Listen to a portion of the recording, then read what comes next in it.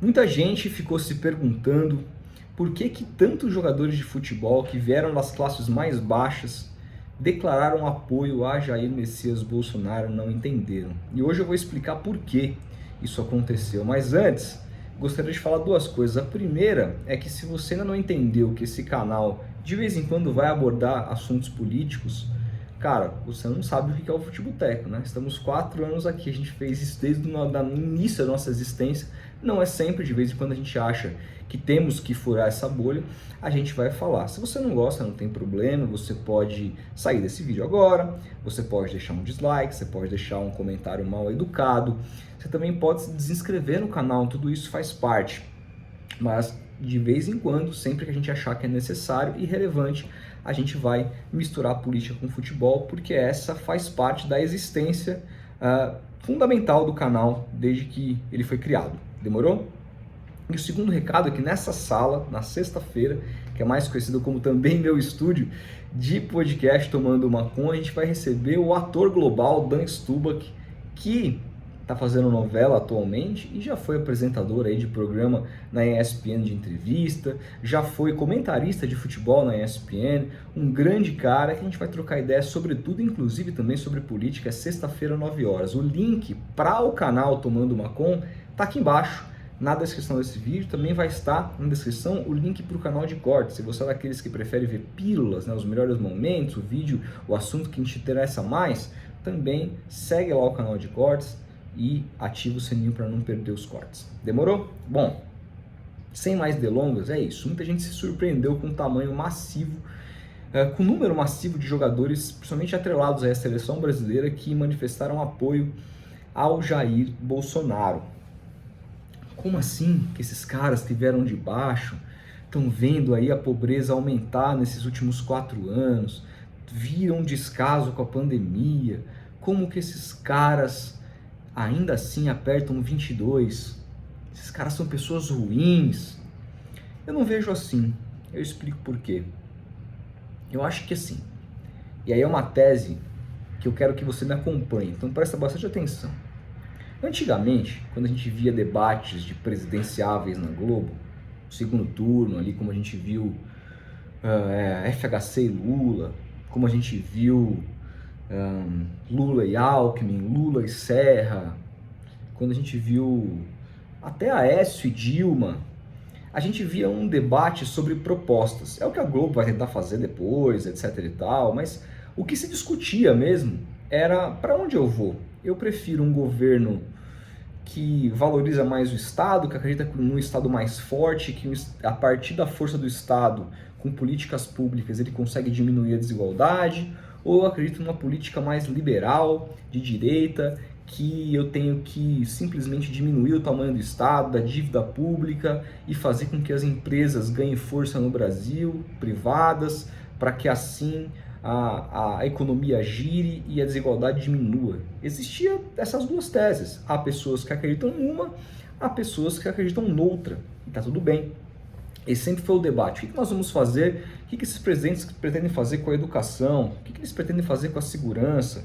O que eles pretendem fazer com a economia? O que eles pretendem fazer, enfim, com todos esses campos fundamentais que gerem uma governança de um país. Mas de um tempo para cá, eu acho que tem muito a ver com o surgimento das redes sociais, mudou muito tudo isso. Primeiro que as pessoas desacreditaram um pouco na minha visão da política, elas não acreditam mais em propostas. Então para elas, essas que votam no Bolsonaro, não importa se o que ele prometeu lá foi cumprido ou não. O que importa é se ele continua transmitindo um pensamento de que diz muito de quem é essa pessoa. Para ficar claro, hoje em dia as pessoas elas estão tão desacreditadas na política, dos dois lados, que elas votam nas pessoas que pensam mais parecido como elas pensam. Existia antigamente, antes das redes sociais, antigamente algumas discussões elas eram limitadas à nossa casa, né? As discussões morais. Às vezes existiam discussões na minha casa, por exemplo, se eu achava a homossexualidade normal ou se era uma coisa anormal, né? Hoje em dia eu acho que não há discussão sobre isso, pelo menos entre as pessoas um pouco mais cultos, mas sempre existiu dentro de casa essa coisa, esse preconceito, às vezes uma geração anterior tendo um preconceito maior com relação a isso, mas era algo que não atingia tanto assim a política. Depois que as redes sociais surgiram e a esquerda abraçou muito as minorias, como tinha que fazer mesmo, acho que as minorias hoje elas têm muito mais voz por conta disso, e é muito bacana de se ver isso. Existe um outro público ali que acha que com esse crescimento da voz das minorias, isso prejudica a família tradicional brasileira. Então o cara se revolta contra esse movimento de minoria e ele passa a se distanciar desse tipo de gente. Então vai para a política uma discussão muito mais moral do que simplesmente política, né? Não está se discutindo nessa eleição o que positivo e negativo o Bolsonaro fez com a segurança, educação, economia, né? Não se discute quantas universidades ele construiu, quantos jovens ele levou para a universidade, não se discute o PIB, não se discute, cara, o salário mínimo, não se discute a porcentagem do desemprego, se discute se ele é maçom ou não, como vazou um vídeo aí. E esse é o campo que está as discussões hoje, né? Da própria esquerda também. A esquerda entendeu que se ela não for por esse caminho, ela vai ficar para trás. Então ela tenta provar que o Bolsonaro, na verdade, é um evangélico de Araque, que já falou que é católico, saiu reportagem dele aí falando que quis abortar o filho 04, que foi a mulher que não deixou, vídeos dele na maçonaria. Então é a esquerda tentando queimar o Bolsonaro com esse público evangélico no qual ele é muito atrelado, e o Bolsonaro tentando queimar o Lula, falando de comunismo, de nova ordem mundial, enfim, de que ele vai aí regulamentar a mídia, vai censurar todo mundo, como se regulamentação de mídia tivesse alguma coisa a ver com isso. E a coisa fica nesse campo, né? Fala que ele vai até fechar as igrejas, tem gente que acredita nisso. A coisa fica muito nesse campo moral, porque é o que as pessoas estão preocupadas. E aí, falando dos jogadores, a gente precisa entender a bolha que esses caras estão. Primeiro que assim, não é muito do brasileiro um engajamento político. O brasileiro, ele é, em média, na minha visão, posso estar equivocado, ele é um pouco desinteressado por política. Ele se preocupa com isso, ele pensa 5 minutos, esse cara pensa isso, então beleza, eu vou votar nele. E acabou, entendeu? Não há um pensamento muito profundo, não há uma leitura muito profunda, não há um acompanhamento muito profundo, como as pessoas têm com outros assuntos. Tem pessoas que já estão completamente saturadas, eu não aguento mais, quero que passe logo para a gente virar a página e não ter que falar mais de eleição. Porque as pessoas, elas pensam nisso a cada 4 anos, elas não estão ali pensando nisso no dia a dia, elas não entendem como que a política interfere diretamente no dia a dia delas. Esse é um problema do brasileiro. E o jogador de futebol não é diferente. Ele, em suma, muitas vezes é um cara mais alienado.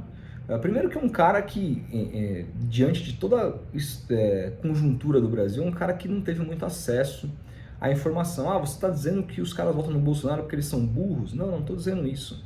Eu estou dizendo que quando você passa pela CPI da Covid, entende o que aconteceu ali dentro, entende, por exemplo, a postura da Tebet, que foi agora bem votada no primeiro turno das eleições presidenciais.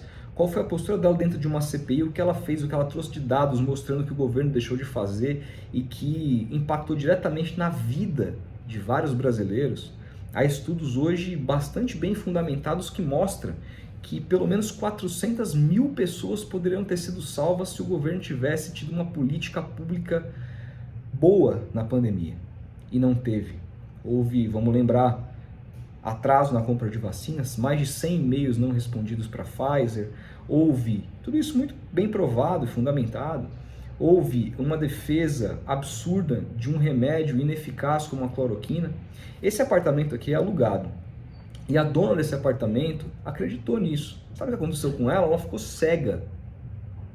Eu fiquei sabendo pelo marido dela, que me alugou o apartamento. Ela ficou cega por uso de cloroquina. Não melhorou da Covid e ainda ficou cega. Olha o crime que foi cometido diante da pandemia. Então, esses caras, eles não acompanharam isso. Eles estão mais preocupados com a Fazenda, eles estão mais preocupados com o Big Brother, eles estão mais preocupados em responder as gatas no Instagram deles, eles estão mais preocupados em viver a vida deles, em qual carro que eles vão comprar. É a realidade deles. Eles nunca se preocuparam com política nem quando eles eram pobres. Eles estavam preocupados lá atrás em como eles iam fazer para jogar futebol com a carreira deles. Nunca foi em se engajar politicamente, nunca foi em aprender, estudar mais, enfim. Então esse de fato já é um problema. A bolha onde esses caras estão inseridos, mas aí isso aumenta ainda mais quando a gente entende que o contexto desses caras ajuda muito no apoio ao Bolsonaro. Por quê? Porque a gente sabe que os atletas de Cristo, né, a famosa onda evangélica que tomou conta dos vestiários do Brasil, elas hoje exercem uma importantíssima influência sobre esses caras. Uma importantíssima influência. Vou dar um exemplo. Existem jogadores que são pastores, né? E existem jogadores que simplesmente assim, eles seguem isso de maneira cega, né?